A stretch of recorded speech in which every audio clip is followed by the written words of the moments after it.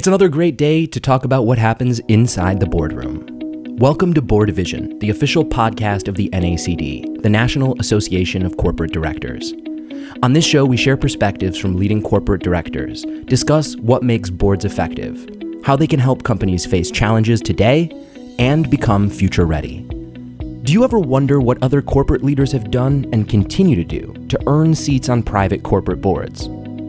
Elena Loveland, editor-in-chief of NACD's Directorship magazine, sits down with Lynn Clarke, the 2021 NACD Directorship 100 Private Company Director of the Year, to explore her board journey. Lynn currently serves on the board of A. Dewey Pyle, Basic American Foods, and the Vollrath Company. Let's learn from Lynn's journey of board service as she discusses the steps that she took to become a director of large private companies, her experiences on family company boards, and her wisdom about CEO succession, corporate purpose, and so much more.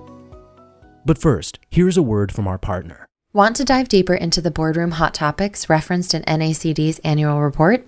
Register today for Deloitte's Board Governance webinars hosted by Deloitte's Center for Board Effectiveness. This quarterly series provides board members and executives from across industries and geographies with the opportunity to connect and hear insights on topics prevalent on many board agendas today. Learn more and register at deloitte.com/us/board webinars. Can you tell us how you discovered NACD and how long you've been involved with the organization? I learned about NACD when I was in Atlanta as a CEO of a company, and a person that I had met through another board organization said, "Hey, why don't you come to an NACD lunch?" And I was really impressed with the content in the lunch and the quality of the people that I met. And then I was invited to join a very small group for monthly CEO breakfasts. And they were like a YPO forum, which is full confidentiality, and you can talk about anything you want to talk about. So for the 10 or so CEOs in the room, we were able to use that group almost as our kitchen cabinet. And they helped me solve a really sticky board situation when I was just new to a board. So long story short, I was asked several years after that to join the board of NACD Atlanta, and then we go from there. So in the beginning, it was chapters, and you've moved to national recognition as being Private Company Director of the Year. How did you feel when you received the word that you were getting that award? So I was thrilled and actually surprised. I have a great respect for my fellow board colleagues, that you could call them competitors, certainly in the structure of the Private Company Director of the Year. And I was nominated, as one of 100 or so corporate directors, and to be recognized by my peers as the Private Company Director of the Year was pretty exciting and thrilling because of the quality of my competitors. So that was my first feeling. And then my second feeling was for the CEOs that I work with as a board member. Their letters of recommendation, their kind words were frankly really overwhelming when I had a chance to read those letters after I was told about the award. That meant a tremendous amount to me. Frankly, their words are more important to me than any national recognition, because it says that I have an impact, a positive impact on the boards that I work with. And then the last feeling I had is something that I hope everyone has these feelings about their parents. My mom in particular really inspired me to never stop learning, never stop growing, never stop always reaching to be the best and continuing to strive forward and not let anyone limit me, not let anyone limit my vision for the future. And that's pretty much how I live my life. Three things, three very strong feelings when I learned. That background really does put you on the path to always striving for success. Before even NACD, how did you decide you wanted to do board service, and how did you find that first role? So I would love to say that I was very strategic about building a board portfolio or a board career. When I was at PepsiCo, I was inspired by the CEO, the first female CEO of Pepsi, who is unfortunately no longer with us. She retired from Pepsi at a very young age and then joined several Fortune 50 company boards. And I thought, well, that's pretty interesting. And I was fairly young in my career, and she had been a mentor for me. And so when I had my first CEO role, and I was CEO for a private equity firm, I started to learn more about it. I was involved in a women's leadership group, and I was on the board of that women's leadership group. And we took it upon ourselves back in early 2000s to make sure that we could start to help other women executives begin their board journeys. And so kind of everything came together. We did some publicity. I was living in Philadelphia at the time, and the group did some publicity that appeared in the business section of the daily newspaper in Philadelphia. And a company there called and said, hey, we want someone with a strong consumer products background and a retail background. And I happened to be one of the few people in this organization that had those two elements in their background, and was introduced, and off I went. So that was a relatively small, privately held company. And I joined that board in, I think it was 2001 or 2002. That was really the first step. And it was a tiny little step. But the bigger step was several years after this, I received a recruiter call, as many of us do, for a Coca-Cola bottler board.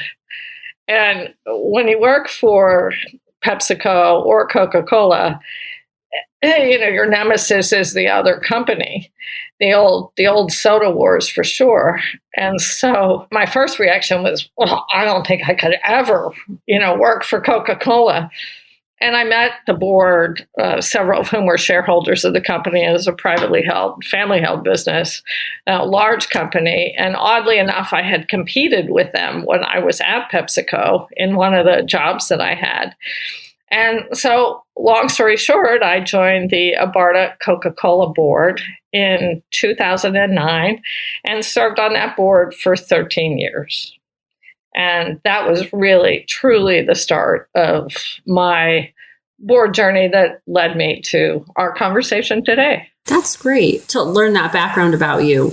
What do you think that first board experience that you had, are there any lessons learned that you had earlier on that helped you with future challenges maybe on boards? I learn lessons every day, whether it's serving on boards or doing volunteer work or helping early stage companies get to the profit stage and helping to sell them. What I'd say the biggest lesson is not so much from any board or any particular experience that pops into my head. It's really understanding who you are as a person and valuing the people around you, no matter what it is they do or don't do.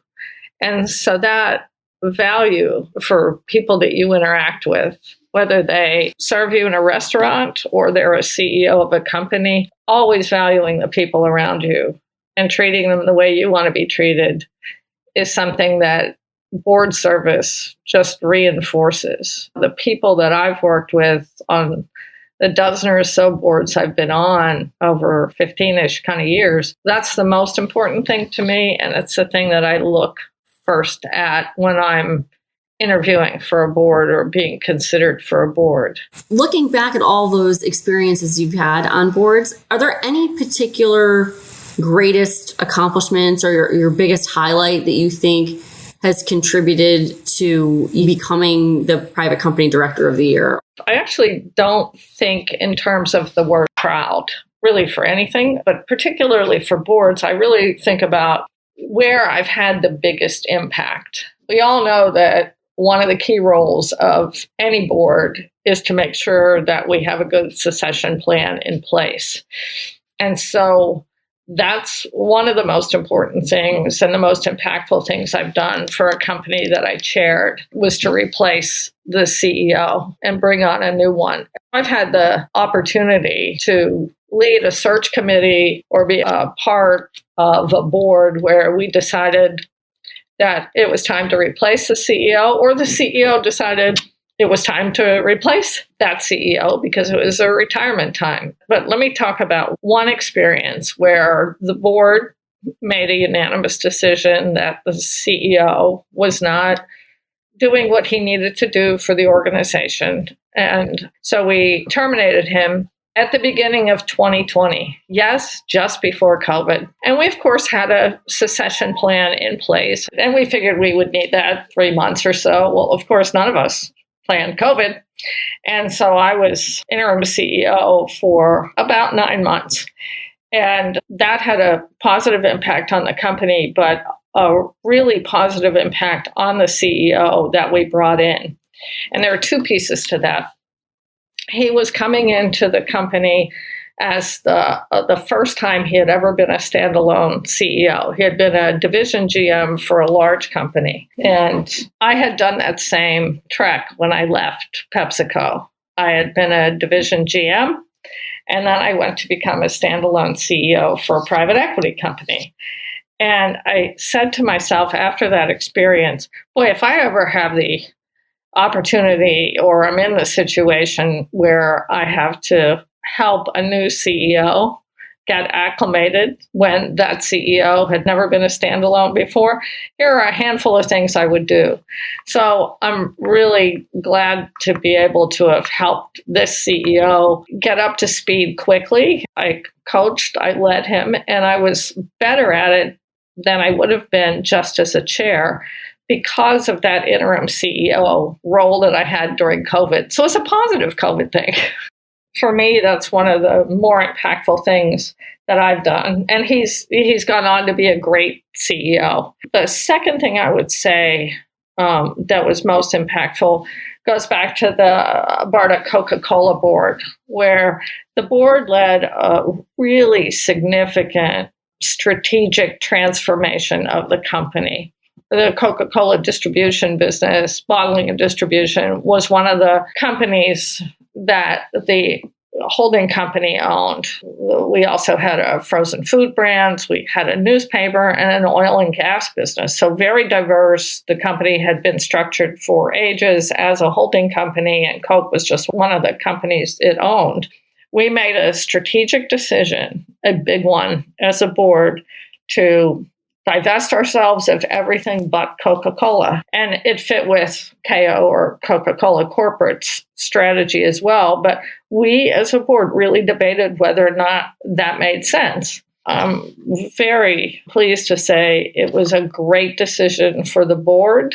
It was an incredible decision for the company and a really awesome decision for the shareholders of the company. So the interaction of the board members, and this is a board that's a majority independent, the dialogue we had, the openness of the dialogue, the ability that we each had to challenge each other really is what drove the success of the company today. And the acquisition of incremental Coke territory and the sale of the other assets of the company, the other companies, happened about 5 years ago, and the company is doing incredibly well. The CEO of the company termed it collective genius, which I steal from him on a regular basis and use because that's truly what a high-performing board is. It is collective genius, and it can transform a company really significantly, which is what we as a board did.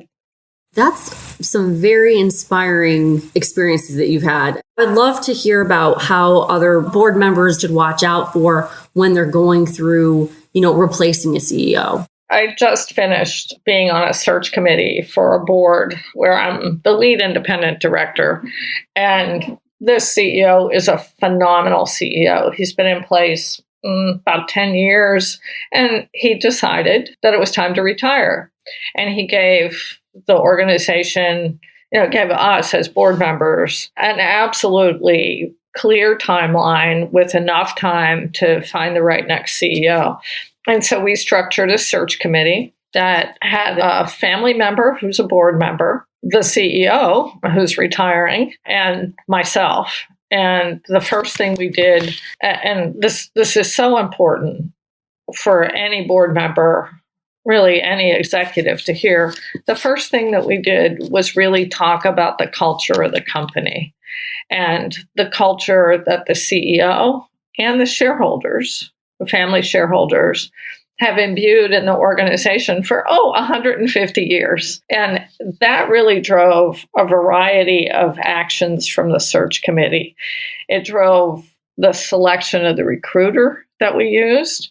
It drove the development of the spec, which is truly one of the most key elements that any search committee in replacing a CEO or transitioning a CEO, it's the most important thing you can do. And we spent a good month, if not longer, doing that, and a lot of versions of it. And we did it first ourselves as a search committee, and then we gave it to the search firm for their input based on their understanding of market conditions and the types of requirements they've seen from their extensive CEO search experience. So let me give two pieces of advice. One is make sure that your board and your search committee really has a very, very clear, deep understanding of what drives the day-to-day culture in the organization.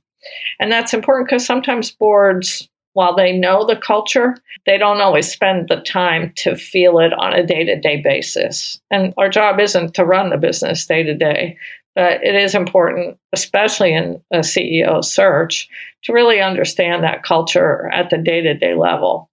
So that's the first piece of advice. The second piece of advice is make sure that you spend enough time, I'll use this term loosely, but beating up the spec, editing it, having each person write it, and then come together to put it together and edit it, and have a lot of discussions, not just with the search committee, but with the whole board, because that is the foundation of who you will hire.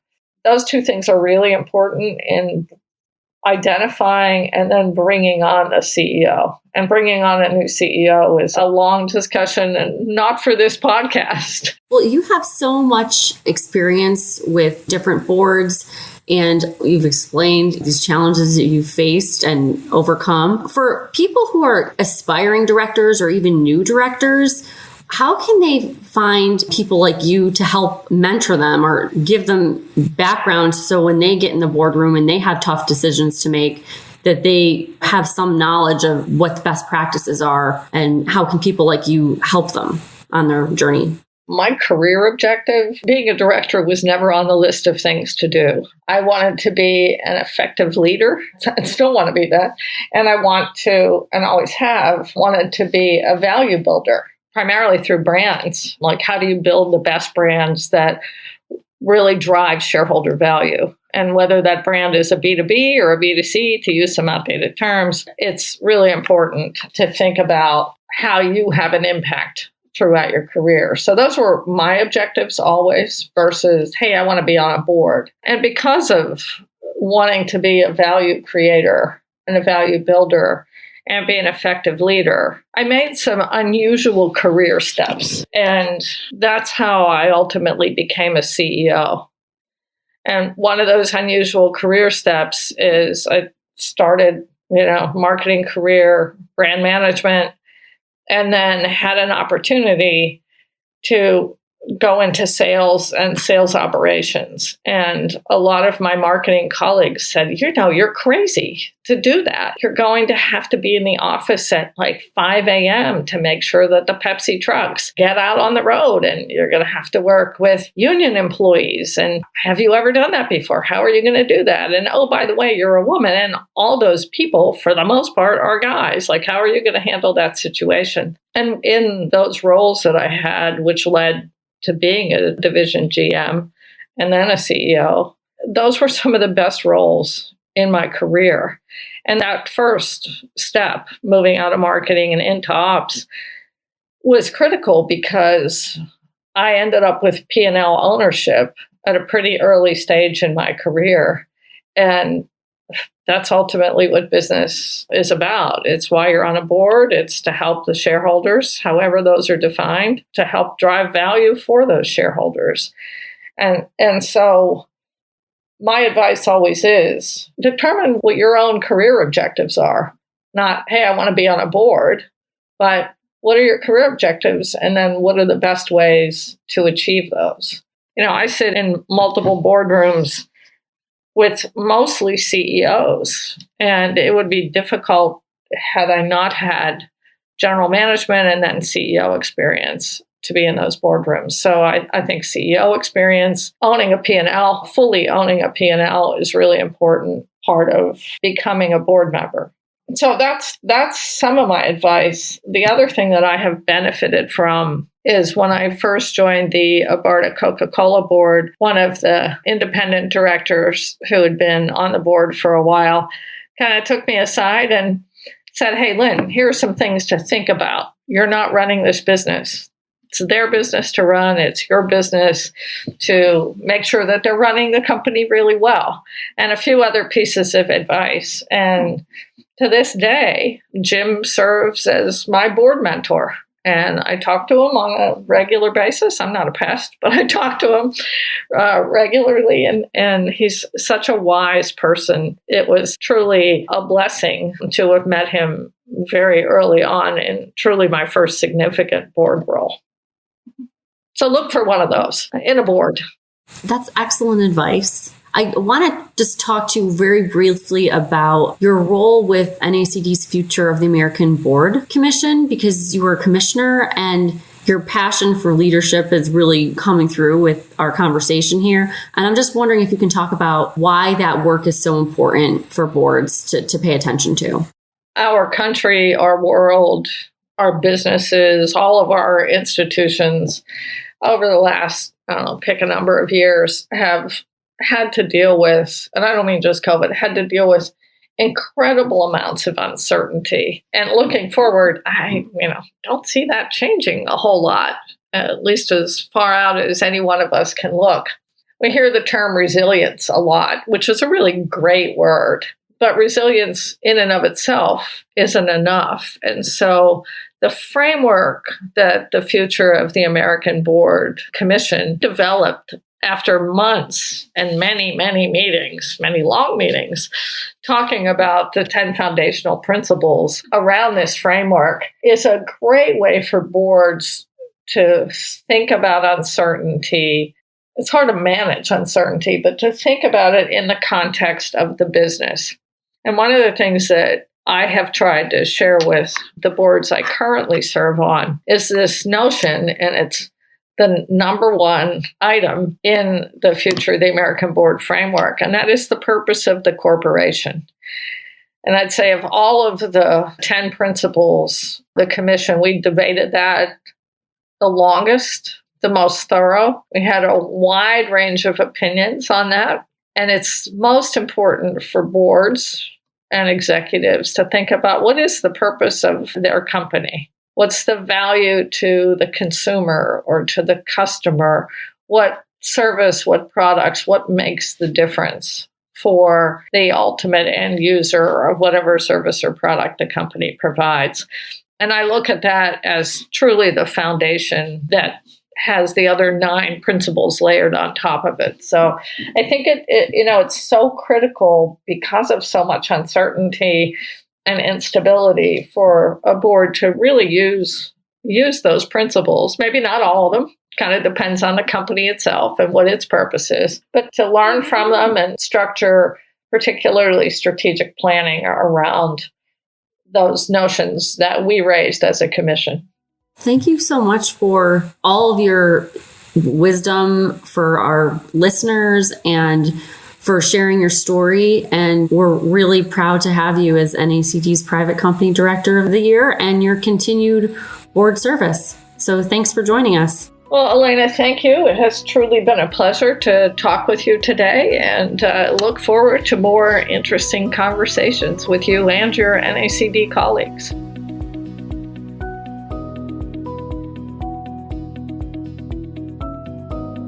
That concludes this episode of BoardVision. We hope you enjoyed listening. Please subscribe and join us next time. Until then, visit nacdonline.org to stay informed about the latest resources NACD has to offer, such as memberships, certification, national or chapter events, and our content, including reports, articles, and Directorship Magazine. That's nacdonline.org. Thank you for listening.